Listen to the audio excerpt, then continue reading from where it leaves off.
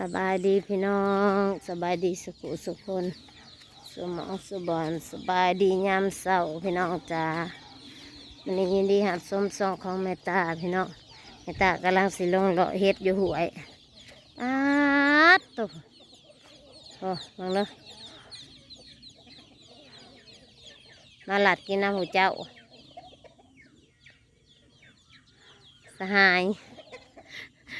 ไก่พี่น้องเลยวัวสองอยู่มาถ่ายกินน้ำจากคลอง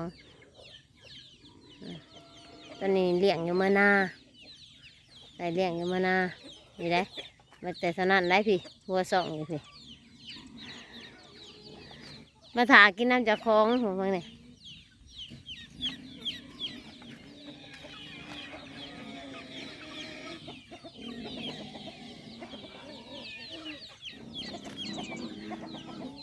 แลนลัดแล้วผู้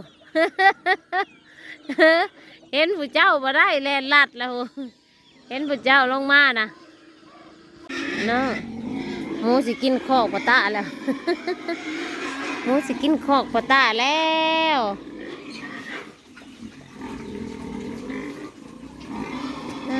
ตัวผู้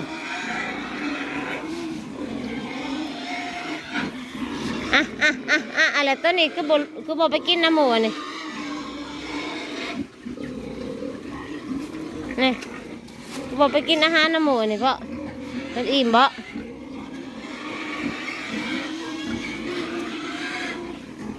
น่าเฉยอยู่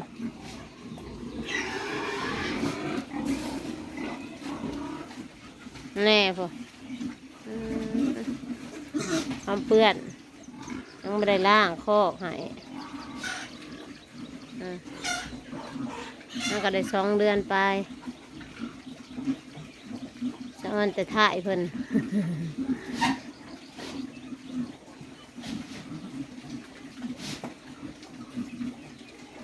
2 เดือนกับ17 มื้อ2 เดือนกับ17 มื้อ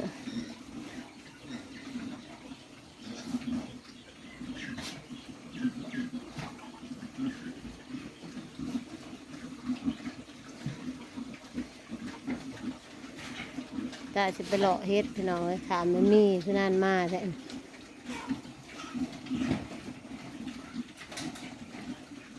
ตาเกลือมือแม่ในเกลือเป็นเวลาตอนนี้น้องไปเลยได้ก่อน2 ล้านบริยอมได้ ไม่อ้อนเดี๋ยวสิมาสู่ไปอันขยองได้ต้องมาไปบ่สาผัวไปได้หรอเพิ่นว่าเฮ็ดมันห่วยเลยยันบ่ทันเข้าคนเนืองเข้าพอ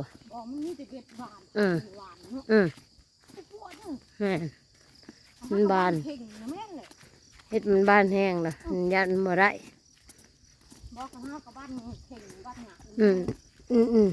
คันว่าเฮ็ดก่อกะสิออกล้ำในยุคยันบ่ทันเข้าเนืองเลยเพื่อเฮาสิไปเหาะ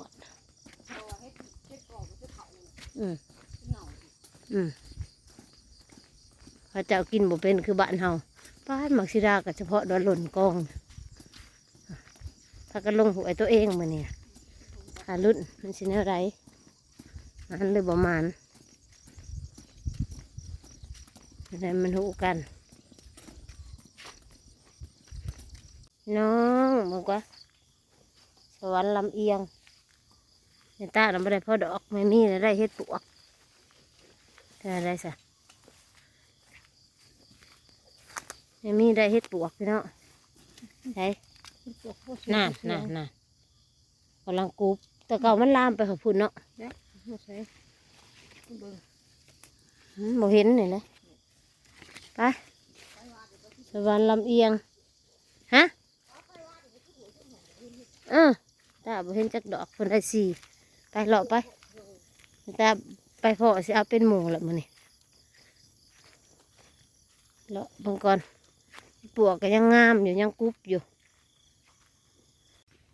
เงยมีสนั่นแล้วเลยเราคุณโคกออกจากหวยน่ะเพิ่นก็ได้แต่เพิ่นน่ะเพิ่นตาดีเลยเห็นเห็ดผึ่งดำมันตาบ่ดีบ่เห็นเห็ดผึ่งเห็ดผึ่งมันสีดอกดำเลยพี่เนาะ ตากับบ่ดีบ่เห็นกับบ่เห็นออกข้างนี้บ่เออเออโอ้ไปสั่งจังบ่หลายหมองรอด ยังหมุนป่าบุก็จะเปียก เอากระย่างไปตามป่านั่นแหละเสียได้จ้ะ ไงที่ไปหมุนป่าวันนั้น เอาหาเห็ดบ่หมุนป่าเนี่ยป่าเห็ดไข่เห็ดไข่เห็ดผึ่งมาดูแม่มีเนี่ยได้บักหลายทางกงกันขามหลายกับห้องแม่ตาห้องแม่ตาได้ใส่เบิ่ง เห็ดผึ่งพี่น้องของบ่ฮอดฮอด10 ดอกเห็ดผึ่งนะเอาได้ได้บ่เห็นนี่แหละตาบ่ดีผัวโทรนำละบาด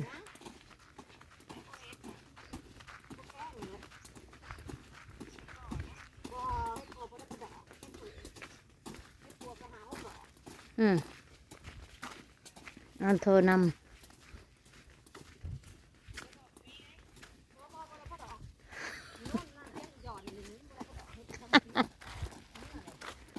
ได้พอดอกเด้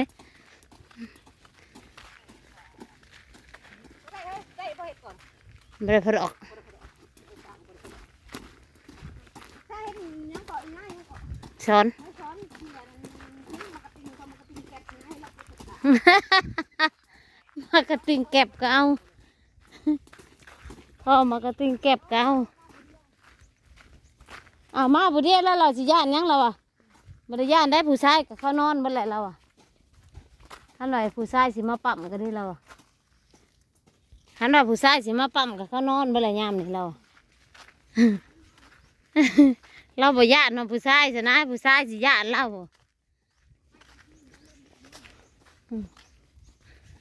ว่าสิมาหลัดผู้ชายแล้วเราอ่ะมากบ่เห็นเราอ่ะชายเขานอนบนแหละเราอ่ะผู้สาวสิมาหลัดผู้บ่าวมาบ่เห็นเราบ่เห็นจักคนไอ้ผู้บ่าวหาซอยเราอ่ะมาบ่เห็นเราอ่ะเห็นในเพิ่นแล้วเราอ่ะสิปั๊มเพิ่นซะก่อนแล้วจังสิให้หาเฮ็ดเรา คันเห็นน่ะสิปั๊มก่อนจังสิให้หาเฮ็ดซอยอยู่ซั่น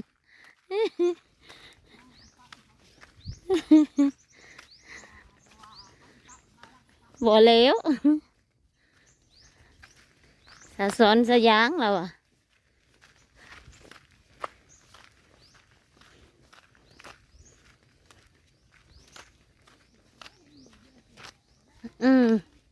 เฮ็ดปวกก็เห็นเท่านั้นอันช่องตัวนี้บ่ได้เข้าไปเนาะบ่มีบ่เฮ็ดใครบ่เคยออกบ่ฮะบ่จักแล้วว่าย่านว่ามันออกหักบอลเต้งเคยเก็บเฮ็ดปวกน่ะไปเบิ่งอยู่ในโพนตัวน่ะบอลเต้งเคยเก็บไปแล้วนั่นเอาอีกมีแต่จักกับจัก